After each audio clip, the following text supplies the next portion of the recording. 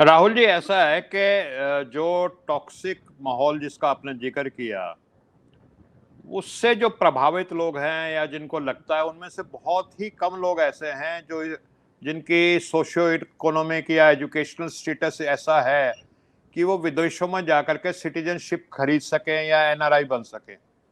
उन जिस वर्ग की आप बात कर रहे हैं, उनमें से ज्यादातर जो है वो सऊदी अरेबिया, दुबई, इधर उधर जाकर के मेहनत मजदूरी करते हैं, ड्राइवर बन जाते हैं, प्लम्बर बन जाते हैं, कंस्ट्रक्शन वर्कर बन जाते हैं और इस तरह का काम करते हैं।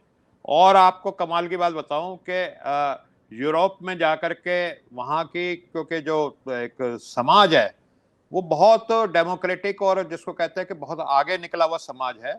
वहाँ की लड़कियां आपसे शादी भी कर लेती हैं, आपको सिटीजनशिप भी मिल जाती है। लेकिन यही जिस वर्ग की आप बात कर रहे हैं, ये अगर दुबई चला जाए, सऊदी अरेबिया चला जाए या और कहीं चला जाए, वहां के लोग सिटीजनशिप नहीं देते। इवन पाकिस्तान के बहुत नजदीकी जो देश है ना, सऊदी अरेबिया वगैरह, किसी पाकिस्तानी को भी अपनी सिटीजनशिप नहीं देते, वो बहुत स्ट्रिक्ट हैं। तो जो सिटीजनशिप मिलती है वो जिन देशों में और जहां जाना चाहते हैं, आज के टाइम में 3 देशों का ज्यादा चल रहा है। भाई आदमी चाहता है नंबर 1 अमेरिका में चला जाऊं, अमेरिका नहीं जा सकता तो या ऑस्ट्रेलिया या कनाडा चला जाऊं, बाकी और देश जो हैं सो हैं। लेकिन मुझे जो समझ में आता है, एक बाबा साहब अंबेडकर ने भी कभी बहुत पहले कहा था कि अपने जो भी गरीब या दलित पिछड़े लोगों को उन्होंने कहा था कि आप ये गांव में रहना छोड़ दो। जब तक आप गांव में रहोगे, आप तमाम अवसरों से दूर रहोगे, शिक्षा से दूर रहोगे, रोजगार से दूर रहोगे। और गांव में क्योंकि फ्यूडलिज्म सबसे ज्यादा होता है, खास तौर पे जो उत्तर प्रदेश और जहां से बहन जी आ रही हैं हमारी कुमारी रंजना जी, वहां पे फ्यूडलिज्म बहुत ज्यादा होता है और वहां पे जातिवाद बहुत ज्यादा होता है। तो बाबा साहब ने तो ये लगभग 100 साल पहले ये बात कह दी थी कि गांव गूंव छोड़ो, शहर में आओ। और आप सोचिए, बाबा साहब का ही उदाहरण लेके चलिए कि अगर बाबा साहब अंबेडकर किसी गांव में फंसे रह जाते और वो अमेरिका जाकर के कोलंबिया यूनिवर्सिटी में ना पढ़ते और वहां से पीएचडी और ये तमाम जो उसके बाद उन्होंने ऑक्सफोर्ड यूनिवर्सिटी में भी जाकर के शिक्षा ली, तो वो बाबा साहब नहीं होते, ऐसे कहीं छोटा मोटा मेहनत मजदूरी कर रहे होते। तो वो बाबा साहब की एक महानता थी कि उसके बाद कोलंबिया यूनिवर्सिटी में जाने के बाद वहां पे उनको प्राइवेट कंपनी के, जैसे यहाँ पे कोई कर लेता है अमेरिका में जाकर के एमबीए कर लेता है या और डिग्री हासिल कर लेता है अच्छी, उसको अमेरिका की कंपनियां अपने यहाँ जॉब दे देती हैं, चाहे वो एनआरआई रहे। बाबा साहब को भी मोटी तनख्वाह ऑफर हुई, लेकिन उनके दिल में अलग किस्म का दर्द था। वो भारत के दलितों के लिए कुछ काम करना चाहते थे, इसलिए वो वापस लौट आए, लेकिन आमतौर पर नहीं।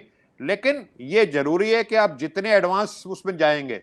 अब आज एक आदमी है, मेरे को नाम नहीं ध्यान आ रहा, ये जो अपना नारायण मूर्ति जी, जिनकी सॉफ्टवेयर कंपनी है इन्फोसिस, इनके शायद दामाद हैं, यूके में फाइनेंस मिनिस्टर रहे शायद पीछे, उनका नाम प्रधानमंत्री पद के लिए चल रहा है। जी जी, हाँ हाँ। आपकी जो है वो वाइस प्रेसिडेंट अमेरिका की एक इंडियन है, ठीक है। अगर वो मान लीजिए इंडिया के किसी गांव में रह रही होती है, कमला हैरिस, या ये अपना जो है जो यूके में साहब हैं जो मंत्री जी रहे पिछली सरकार में, ये किसी गांव में ही रह रहे होते, पलायन ना करते, तो ये कहाँ होते। तो मैं समझता हूँ, मैं तो जब भी बिहार में जाता हूँ, छोटी मोटी कई बार जनसभाओं को भी मैं एड्रेस करता हूँ वहां पे, तो मैं तो लोगों को कहता हूँ भाई छोड़ दो गांव, जो कुछ है यहाँ से पेच पाच कर निकल लो, हो सके तो बॉम्बे निकल लो, दिल्ली निकल लो, और हो सके तो लंदन चले जाओ, न्यूयॉर्क चले जाओ। जितने पिछड़े शहर में रहोगे उतने पिछड़े आप रहोगे, आप किसी और को दोष मत दो। लेकिन है क्या, मैं अगर अपने परिवार में देखूं, हमारे पिताजी के 3 भाई थे, तो एक हमारे ताऊ जी थे, वो बड़े इस कंफर्ट में थे कि गांव में भाई फ्री की सब्जी है, फ्री का दूध है, फ्री का रहना है, वो अपने कंफर्ट जोन से नहीं निकल पाए। आज उनकी तीसरी चौथी पीढ़ी है और हम दूसरी, जो हमारे पिताजी और हमारे चाचा जी निकल आए, या और भी इस तरह के गांव में तमाम, मैं अपने ही गांव में उदाहरण देखता हूं, जमीन और आसमान का फर्क है। तो अगर आपको बैकवर्ड से फॉरवर्ड बनना है, तो जब तक आप बैकवर्ड एरिया में रहोगे तो बैकवर्ड ही रहोगे। आप आदिवासी क्षेत्र में रहोगे, आदिवासी की तरह जंगल में रहोगे, तो बड़ा मुश्किल है आप एडवांस होके आओ। तो मैं समझता हूँ इसको आप पलायन कहें या आप इसको दूसरी दृष्टि से ले, लेकिन ये जो भी लोग कर रहे हैं ये अच्छा काम कर रहे हैं, कोई ये गलत काम नहीं कर रहे, क्योंकि एक ये अधिकार है। लेकिन इसका तो एक दूसरा पहलू है, मैंने राजीव जी को खास तौर पे बताया था कि मेरे बैच के जो लड़के चलेगा अमेरिका, वो बहुत खुशहाल हैं, इसमें कोई शक नहीं, वो मतलब करोड़पति अरबपति हैं सारे के सारे। और हम में से कुछ ये सोचते भी हैं यार ये चले गए हम भी चले।